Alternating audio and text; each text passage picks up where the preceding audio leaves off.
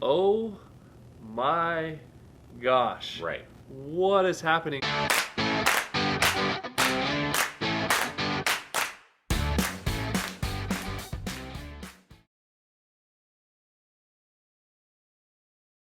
Welcome back to another episode of Ascend the Mountain. I'm Aaron. And I'm Steve, and I'm still wearing the same clothes. So am I.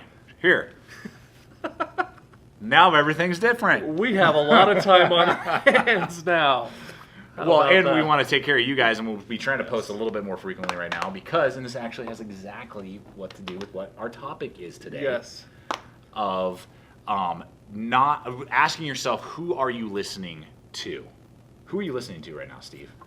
Aside Well, from me talking to you. right now it's your lovely voice.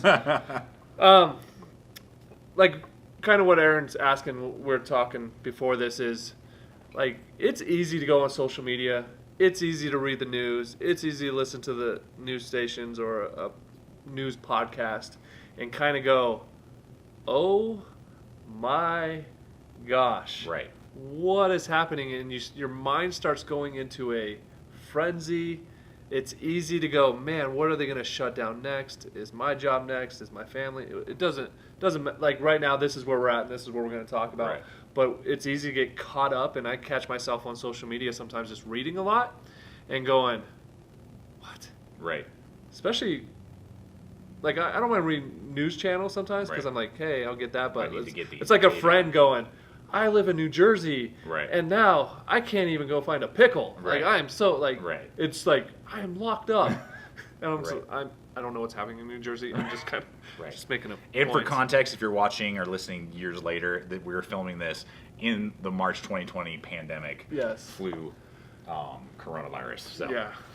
that's what we're referring to if you're watching in years to come. So, You're like, So- what are they talking about? right, right. But to add, yeah, and this conversation that we're having today with you guys is this actually spurred from a conversation that I'm sure my wife and I weren't the only people having it, that we had last week, where we both kind of just felt this underlying anxiety as everything was starting to get shut down, and every day they're going like groups of 250, groups of 50, groups of this, da da da, so, like death tolls coming out of Italy, and who's infected, who's not, just all this. You're just like, what is happening? You've never lived through anything like this in your life.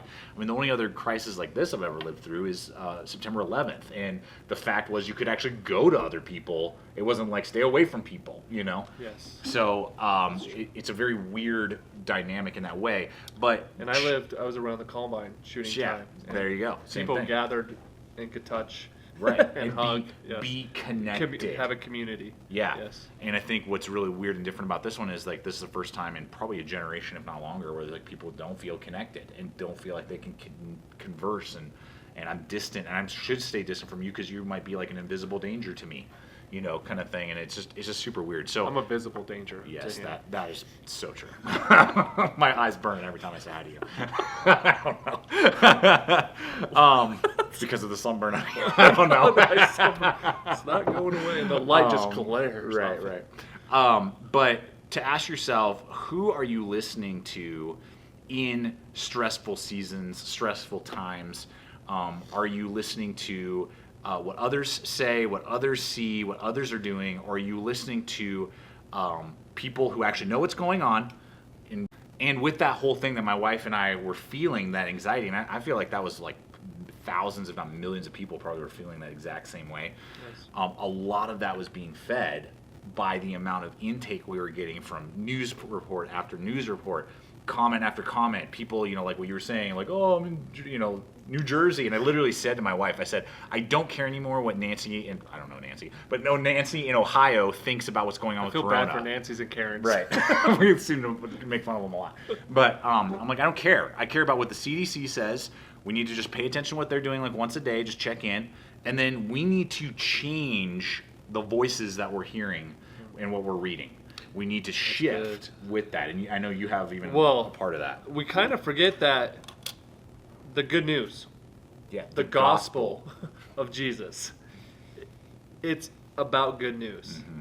And I think sometimes we forget, because we hear so much negative, about the good news of just how much the Father loves us.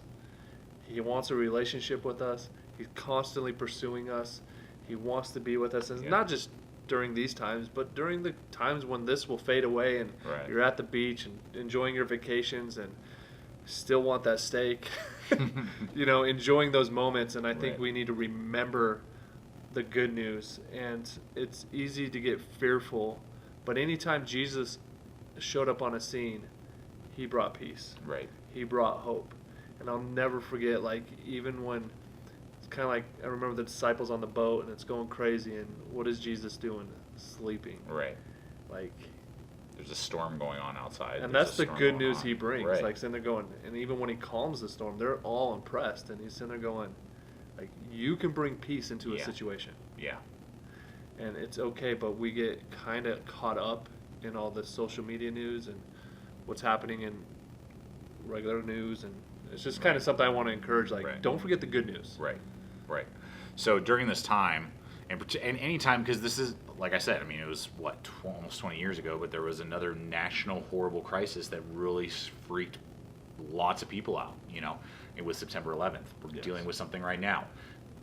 I would bet lots of money that this won't be the last thing in this world and in this lifetime that is bad or catastrophic or not good. And anxiety and fear and worry and those type of things can become easily a trap to fall into. But I really encourage you guys to, maybe if you feel like your life is being inundated by Facebook and social media and Twitter, and you're seeing all these posts, or maybe you have the news, you're just like, news is on your house 24/7 right now because you're Take like, a break. seriously, turn it off, change it up, go watch some like kids cartoons or something, go watch Looney Tunes for a while or something, and like, I don't know, read a You book. wascally wabbit. Right. And literally to shift the voices in your mind. I mean, I said to my wife, I'm like, we need to put on a lot more worship. We need to hear a lot more sermons, and let's just start doing that stuff and at least balance it out. Like, not, whoosh, here's all the news and fear and worry. Let's at least get that to a medium, if not the good voices, truth. So it's almost looking at it pointing like it out. little drips of hope. Just dump it. Yeah. You need, like, we got to get our head straight Yeah. and remember the good news. Yeah. You are loved by the Father. Absolutely loved. Yes. So that's it, guys. That was quick. Super tight today. Boom.